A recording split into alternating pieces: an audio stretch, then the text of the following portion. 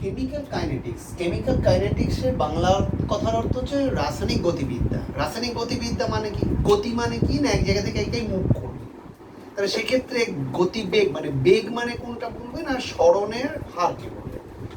কিন্তু রাসায়নিক বিক্রিয়া ওটা তো পার্টিকেলের ক্ষেত্রে, রাসায়নিক বিক্রিয়ার ক্ষেত্রে কিরকম ভাবে তার গতিবেগটা আমি পরিমাপ করব বলছে, সেক্ষেত্রে ধরো এটা হচ্ছে রিয়াক্টেন্ট, এদিকে হচ্ছে প্রোডাক্ট তৈরি হচ্ছে, তাহলে সময়ের সঙ্গে সঙ্গে রিয়াক্টেন্টের কনসেন্ট্রেশন বা গাঢ়ত্ব যত কমতে থাকবে সেটাকেও বলবো আমি এর রাসায়নিক বিক্রিয়ার গতিবেগ।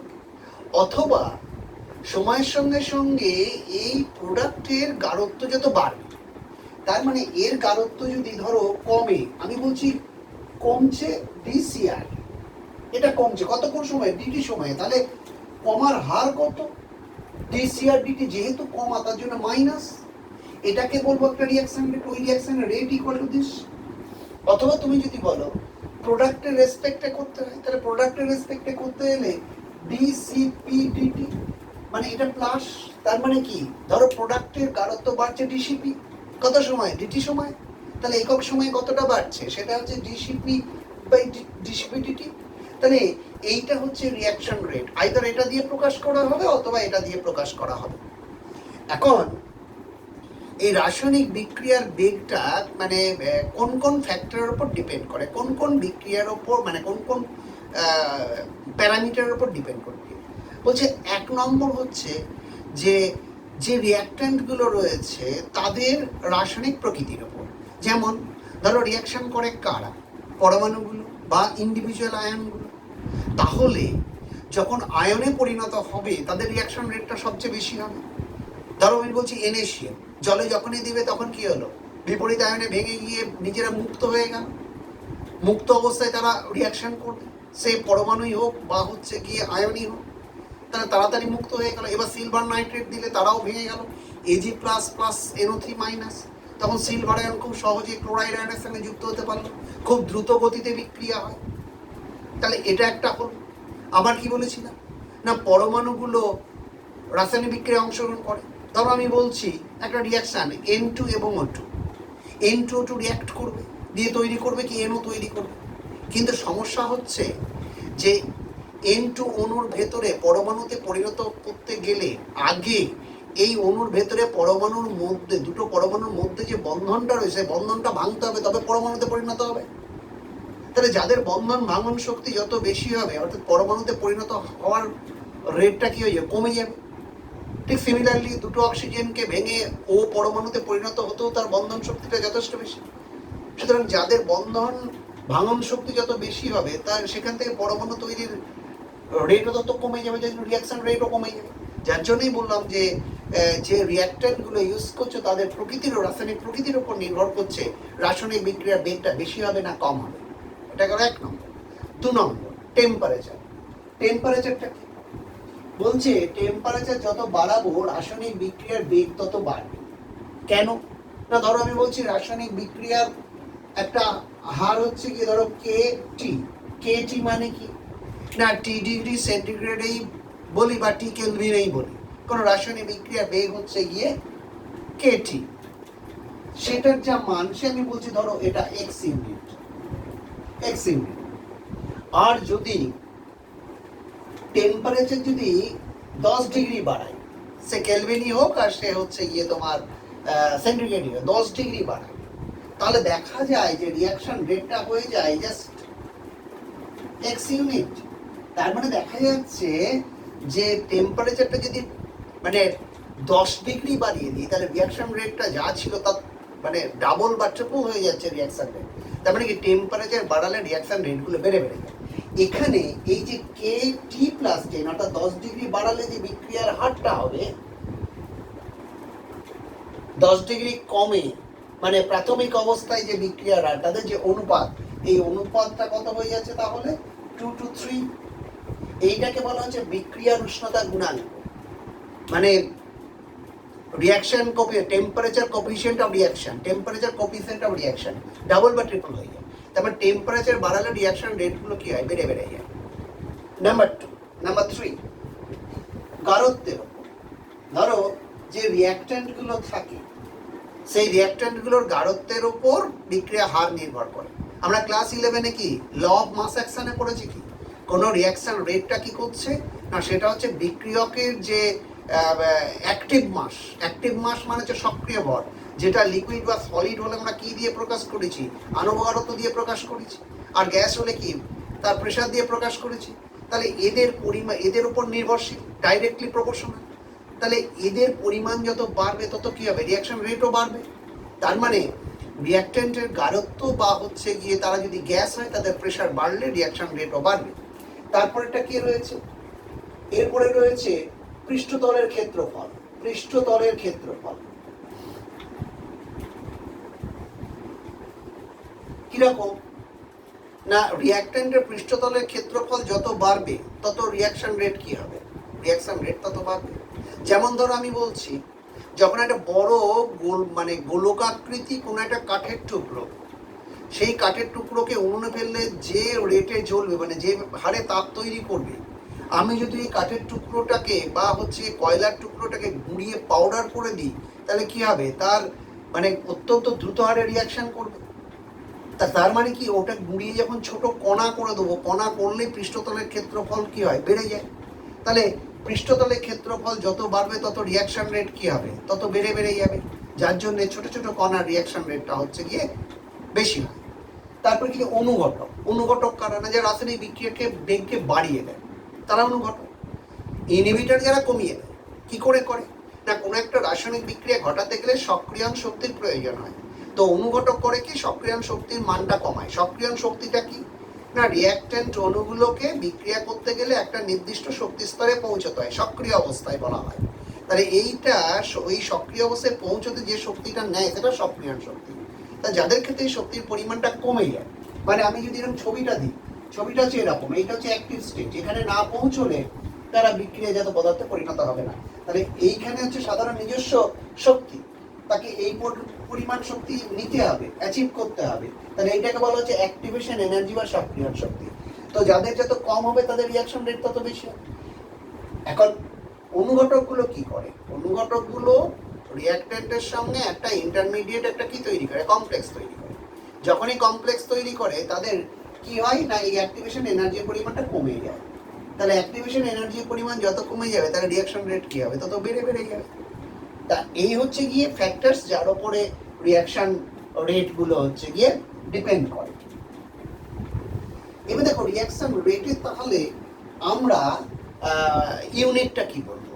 ধরো আমি বলছি মুদ্রা কথা হচ্ছে সে বিক্রিয়ক হলে কমবে, বিক্রিয়াজাত হলে বাড়বে, কি না, গাঢ়ত্ব। ধরো আমি গাঢ়ত্বকে বলছি মোলস পার লিটার, এটা যদি গাঢ়ত্ব হয়, এটা ধরো কমছে, তাহলে গাঢ়ত্ব যেটা কমছে তার একক হচ্ছে এইটা, কতক্ষণ সময়, সে তোমার হচ্ছে গিয়ে টাইম যদি সেকেন্ড বলো, তাহলে এর ক্ষেত্রে বিক্রিয়ার হার তাহলে কত হবে, আর ইকুয়াল টু ধরো ডিসিডিটি। আমি যদি বিক্রিয়কের সাপেক্ষে বলি তাহলে মাইনাস, তারপরে গাঢ়ত্বের একক বাই সময়ের একক, তার মানে মোলস পার লিটার টাইম, তারপরে কি দাঁড়াচ্ছে, moles into litre to the power -1 into time to the power -1। তাহলে এটা কি গেল, এটা হচ্ছে গাঢ়ত্বের একক, মানে তোমার রিঅ্যাকশন রেটের ইউনিটটা বেরিয়ে গেল। বেশ, এইবার দেখো, এখন এটুকু তো পরিষ্কার যে বিক্রিয়কগুলোর গাঢ়ত্ব কমবে, বিক্রিয়াজাতের গাঢ়ত্ব বাড়বে। আমি ধরো অনেকগুলো বিক্রিয়ক আছে তার মধ্যে, এবং অনেক বিক্রিয়াজাত আছে, আমি তাদের মধ্যে একজনের বিক্রিয়কেরই গাঢ়ত্ব হচ্ছে কমার হারটা আমার জানা আছে, দিয়ে বললাম যে বিক্রিয়াজাতগুলো তৈরি হচ্ছে তাদের মধ্যে কোনো একজনের বললাম যে তার গাঢ়ত্বের বৃদ্ধি কত, অথবা বিক্রিয়াজাতের গাঢ়ত্ব যেটুকু বাড়লো সেটা আমার জানা আছে, দিয়ে অনেকগুলো বিক্রিয়ক আছে, আমি জানতে চাইলাম যে ওদের মধ্যে পার্টিকুলার কোনো একটা বিক্রিয়কের গাঢ়ত্ব ওই সময় কতটা হ্রাস পাচ্ছে, আমি এইটা জানতে চাইছি। তার মানে আমাদের প্রত্যেকটা রিঅ্যাক্ট্যান্ট এবং প্রোডাক্টের মধ্যে আমার একটা রিলেশনশিপ আনতে হবে। ধরো আমি বলছি এইরকম একটা রিঅ্যাকশন দিচ্ছি 2A + 3B C + 2D, ধরো এরকম একটা রিঅ্যাকশন দিচ্ছি, আমি বলছি এই যে এর গাঢ়ত্বের হ্রাসের হার হচ্ছে কত, মানে ওর কনসেন্ট্রেশনটা ডিক্রিজ করবে পার ইউনিট টাইম, সেটা হচ্ছে ধরো 2n moles litre to the power -1 into second to the power -1। এটা আমি আর বারবার বলবো না। এর কত হচ্ছে 3n, এর কত n, এর কত 2n। ফাইন।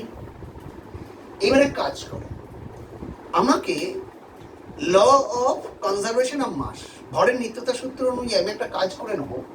একে আমি 3 দিয়ে গুণ করবো, একে 2 দিয়ে গুণ করবো, তাহলে কত হচ্ছে, তাহলে 3 ইন্টু 2n প্লাস এটা কত 2 ইন্টু 3n, এই দিয়ে এর কত হলো 6n, এরও 6n, তাহলে বাঁদিকে কত হয়ে যাচ্ছে, এরও 6, এরও 6, এখানটা আমি কত করবো তাহলে 6n, এটা কত করবো 3 ইন্টু 2n। দেখো তাহলে ভরের নিত্যতা সূত্র অনুযায়ী ডান দিক বাঁ দিক আমার মিলে গেল। বেশ, এইবার এটা মানে বলতে চাইছে যে এর গারত্বের হ্রাসের হার, মানে 3 ইন্টু এর গারত্বের হ্রাসের হার সমান হচ্ছে 2 ইন্টু বি এর গারত্বের হ্রাসের হার। তাহলে 3 ইন্টু এর গারত্ব বা কনসেন্ট্রেশন হ্রাসের হার সমানই হচ্ছে 2 ইন্টু বি এর গারত্বের হ্রাসের হার সমানই হচ্ছে সি এর, মানে 6 ইন্টু সি এর গারত্বের কি তোমার হচ্ছে গিয়ে বৃদ্ধির হার সমানই হচ্ছে 3 ইন্টু জি এর গারত্বের বৃদ্ধির হার। তাহলে আমি কি লিখব, তাহলে এখানে দাঁড়িয়ে গেল কত না 3 ইন্টু, যেহেতু এটা গারত্বের হ্রাসের হার তাহলে মাইনাস দেব 3 ইন্টু ডেল্টা এ ডিটি, এটা হচ্ছে এ এর গারত্বের হ্রাসের হার, তাহলে কত হচ্ছে ইকুয়াল টু বি এর ক্ষেত্রে কি 2, এটাও minus into delta B DT equal to কি 6 ইন্টু ডেল্টা সি ডিটি, এটা কি প্লাস ইকুয়াল টু প্লাস, মানে ডি এর গারত্বের বৃদ্ধির হার plus 3 into delta D DT. এবারে কাজ করো, সবাইকে 6 দিয়ে ডিভাইড করে দাও, কারণ সবচেয়ে বেশি কথা 6 রয়েছে, সবাইকে 6 দিয়ে ডিভাইড করে দাও, তাহলে কি দাঁড়িয়ে যাচ্ছে minus 3/6 delta A dt equal to minus 2/6 delta B DT equal to plus 6 delta C dt by 6 equal to plus 3/6 delta D dt. দেখি দাঁড়িয়ে যাচ্ছে, তাহলে minus 1/2 delta A dt equal to minus 1/3 delta v dt equal to 1 delta c dt equal to 1/2 delta d dt। এইটা আমার relationship পেয়ে গেল। এইবার যদি আমার ধরো দেওয়া আছে এইটা, যে আমি বললাম delta minus delta A dt কত, তাহলে তুমি এর সঙ্গে রিলেশনশিপটা করে ওটা পাবে। আমি যদি বলি এইটা দেওয়া আছে এইটা বার করো, তাহলে এইটার সঙ্গে এইটা রিলেশনশিপ করে তুমি এইটা বার করে নিতে পারবে। তাহলে এটা জেনারেলাইজ করে উইথ অ্যান এক্সাম্পল। দেখ আমি বলছি, তাহলে একটা এক্সাম্পল দিয়ে বলি। ধরো আমি বলছি N2 প্লাস 3H2। আচ্ছা, আরেকটা কথা বলে নিই, আমি জেনারেলাইজ করার আগে একটা কথা বলে নিই, খুব সিম্পল। ধরো A A plus B B যেটা করবে C C plus D D, যে কোনো রিয়াকশন দেওয়া থাকলে তাদের ক্ষেত্রে প্রথমে করবে 1/a a plus 1/b b 1/c c plus 1/d d। প্রথমে এটা করে নেবে, করে নেওয়ার পরে তুমি কি করবে, তাহলে minus 1/a delta A dt equal to, যেহেতু এটা reactant, minus 1/b delta B DT equal to plus 1/c delta c dt equal to 1/d delta d dt। একদম জেনারেলাইজ করে দিলাম, দিয়ে একটা এক্সাম্পল দিচ্ছি।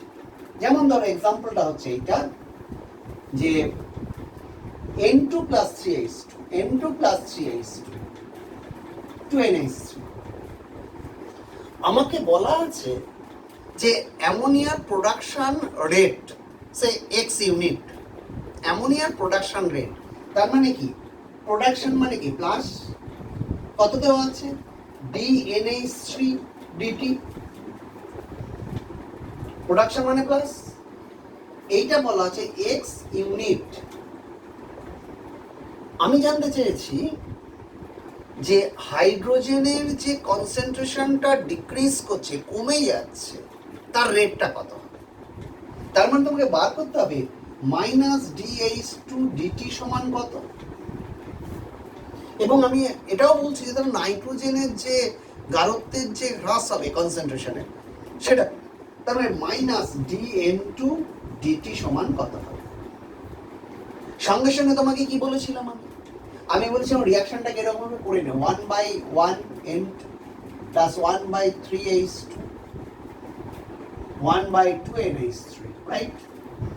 তাহলে আগে যেরকম শিখিয়েছি সেই অনুযায়ী তোমার কেমন দাঁড়াবে না -1/1 DN2 dt ইকুয়াল টু কত হচ্ছে -1/3 DH2 dt ইকুয়াল টু কি না নিশ্চয়ই এটা প্রোডাক্ট, তাহলে plus half DNH3 dt, right? DNH3 dt। এবার কি হচ্ছে আমাকে দেওয়া আছে এইটা সমান x দেওয়া রয়েছে, তাহলে বার করতে হবে এইগুলো। তাহলে এক কাজ করি না, এটা মানে x করে দিই। তাহলে দেখো -DN2 dt ইকুয়াল টু কত plus half DNH3 dt। That means কি বলছে না এখানে DNH3 dt মানে কত বলছে x ইউনিট, তা দ্যাট ইকুয়াল টু কত হবে x/2, রাইট? তাহলে এই নাইট্রোজেনে যে কনসেন্ট্রেশনের যে এটা ডিক্রিজ হচ্ছে, ডিক্রিজের রেট কমে যাওয়ার যে গাঢ়ত্বের যে হ্রাসের হার, দ্যাট ইকুয়াল টু কত হচ্ছে x/2। সিমিলারলি তুমি যদি হাইড্রোজেনের ক্ষেত্রে করো তাহলে এটার সঙ্গে একটা রিলেশনশিপ করো, তাহলে -1/3 DH2 dt equal to plus half DNH3 dt। তাহলে এখানে DNH3 dt মানে কত বলছে DNH3 dt মানে x ইউনিট, তাহলে কত দাঁড়াচ্ছে তাহলে -DH2 dt ইকুয়াল টু কত হয়ে যাচ্ছে 3/2 ইন্টু x। তাহলে এর ক্ষেত্রে আমি এর কনসেন্ট্রেশন যেটা ডিক্রিজ হচ্ছে তার রেটটা আমি বার করে নিলাম কত 3/2 ইন্টু x। এটা একটা দিক গেল। এবার দেখো আমি একটা জিনিসে পৌঁছবো, সেটাকে বলা হচ্ছে order, order of A reaction. এই অর্ডার কথাটাকে বাংলাকে বলা হচ্ছে ক্রম। এই ক্রমটা কিন্তু পরীক্ষালব্ধ, প্র্যাকটিক্যালি করা হয়। তুমি দেখে সহজে কারোর ক্রম বার করতে তুমি পারবে না, যতক্ষণ না তুমি রেট ইকুয়েশনটা তুমি তার পাচ্ছ ততক্ষণ তুমি তার ক্রমটা বার করতে পারবে না। ভরক্রিয়ার সূত্রে কি পড়েছিলে ল অফ মাস অ্যাকশন, যে কোনো নির্দিষ্ট টেম্পারেচারে কোনো রিঅ্যাকশন রেট, তার যে রিঅ্যাক্ট্যান্টগুলো রয়েছে সেই রিঅ্যাক্ট্যান্টগুলোর যে অ্যাক্টিভ মাস সক্রিয় ভর, সে সক্রিয় ভর মোলার কনসেন্ট্রেশন হতে পারে বা হচ্ছে গিয়ে প্রেশার হতে পারে, সক্রিয় ভরের সঙ্গে সমানুপাতিক। তো ধরো আমি বলছি কোনো একটা রিঅ্যাকশন, আমি বলছি তার রেট ইকুয়াল টু কত K ইন্টু, ধরো আমি বলছি AA plus BB plus CC, এরকম দিয়েছি আর কি, এরকম দিয়েছি। তাহলে এটা হবে CA, C মিন্স কনসেন্ট্রেশন, আণবগারত্ব যেটা হচ্ছে তার active mass to the power E into CB to the power B into CC to the power C। ধরো আমি এরকম একটা রেট ইকুয়েশন দিলাম যে এই যে রিঅ্যাকশনটা রয়েছে তার রেট ইকুয়েশন হচ্ছে আমার এইটা, এটা বলা হচ্ছে হার নির্ণায়ক সমীকরণ। তাহলে এই হার নির্ণায়ক সমীকরণে খেয়াল করে দেখো, আমি যদি বলি এর রেসপেক্ট, আচ্ছা আগে ক্রম কাকে বলে বলে দিই, বলছেন যে হার নির্ণায়ক সমীকরণে বিক্রিয়কের গাঢ়ত্বের ঘাতাঙ্কের সমষ্টি। তাহলে এইটা যদি রেট ইকুয়েশন হয়, তাহলে এদের মধ্যে বিক্রিয়ক কে রয়েছে? এ বি সি রয়েছে। তাহলে এদের যে গাঢ়ত্ব, সেই গাঢ়ত্বের ঘাত কত কত? A B C. তাহলে গাঢ়ত্বের ঘাতাঙ্কের সমষ্টি কত হচ্ছে? এ প্লাস বি প্লাস সি। এই যে এ প্লাস বি প্লাস সি যেটা হলো, এইটা হচ্ছে গিয়ে কি রিয়াকশনের অর্ডারটা। তাহলে বলছে কোন একটা রেট ইকুয়েশনে বিক্রিয়কের গাঢ়ত্বের ঘাতাঙ্কের সমষ্টিটাকে বলা হচ্ছে তার ক্রম। তাহলে এই রিয়াকশনের ক্রম কত হচ্ছে? এ প্লাস বি প্লাস সি। এখন আমি যদি বলি এই রিয়াকশনে শুধুমাত্র এ যে তোমার হচ্ছে রিয়াক্ট্যান্ট, এর রেসপেক্টে এর ক্রম কত? না, এর রেসপেক্টে এর গাঢ়ত্ব কত? স্মল এ। সুতরাং এর রেসপেক্টে ক্রম হচ্ছে এ। আমি যদি বলি বি এর রেসপেক্টে কত হবে? বি এর রেসপেক্টে ক্রম হচ্ছে বি। সি এর ক্ষেত্রে কত হবে? সি এর ক্ষেত্রে ক্রম হচ্ছে সি। তাহলে টোটাল অর্ডার কত হবে? A plus B plus C, right?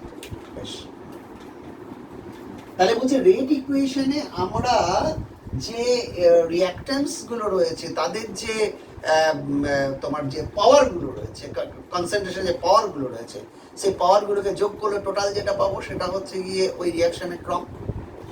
এবার দেখো বলছে আমি এক কাজ করি, ভরক্রিয়া সূত্র দিয়ে পৌঁছে যাই। ধরো আমি একটা রিঅ্যাকশনের রেট বলছি, সেটা হচ্ছে কত? মাইনাস ডিসিডিটি। মাইনাস ডিসিডিটি।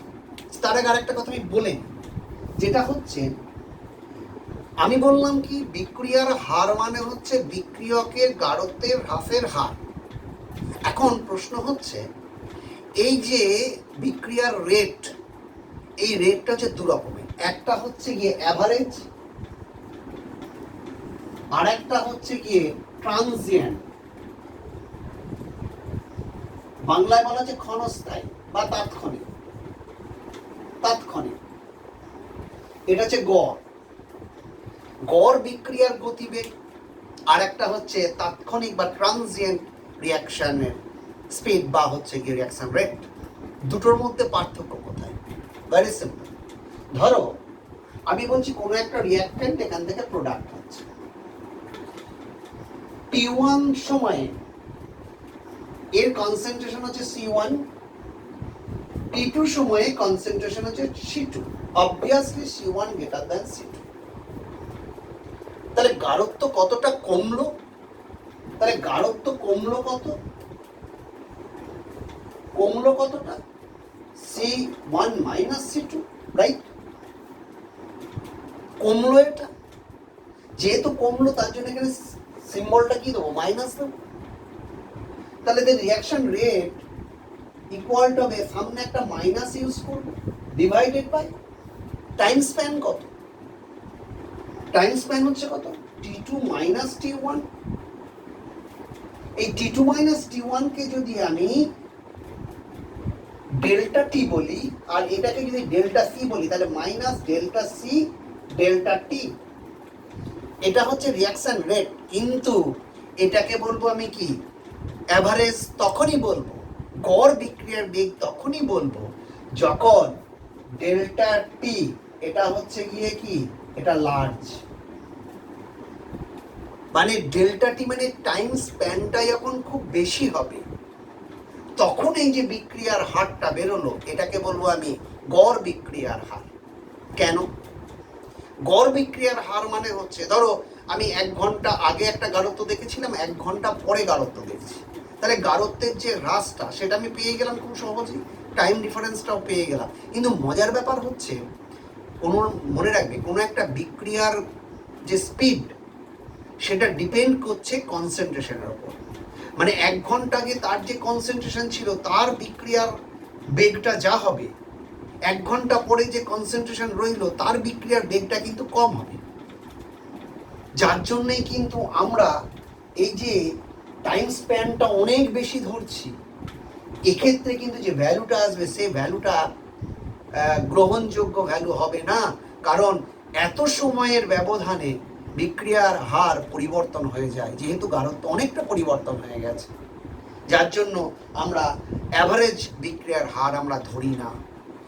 এরপরে কি হয় না, তাৎক্ষণিক মানে ট্রানজিয়েন্ট মানে কি, মানে যদি আমার এই ডেল্টা টি লিমিটটা মানে limit delta T tends to zero যদি হয়, এই বিক্রিয়ার ক্ষেত্রে এই limit delta T tends to zero হয়, তাহলে সেই বিক্রিয়ার হারটাকে বলা হচ্ছে তোমার তাৎক্ষণিক বিক্রিয়ার হার বা ট্রানজিয়েন্ট রিঅ্যাকশন রেট।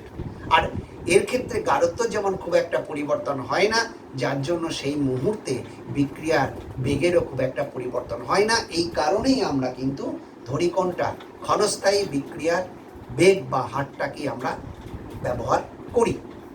তাহলে আমরা কোনো একটা রিঅ্যাকশনের ক্ষেত্রে আমরা যে রিঅ্যাকশন রেট বলি, সেটা ল অফ মাস অ্যাকশন কি বলেছিল, যে রিঅ্যাক্ট্যান্টগুলো রয়েছে তার হচ্ছে গিয়ে এর সঙ্গে সমানুপাতিক তার যে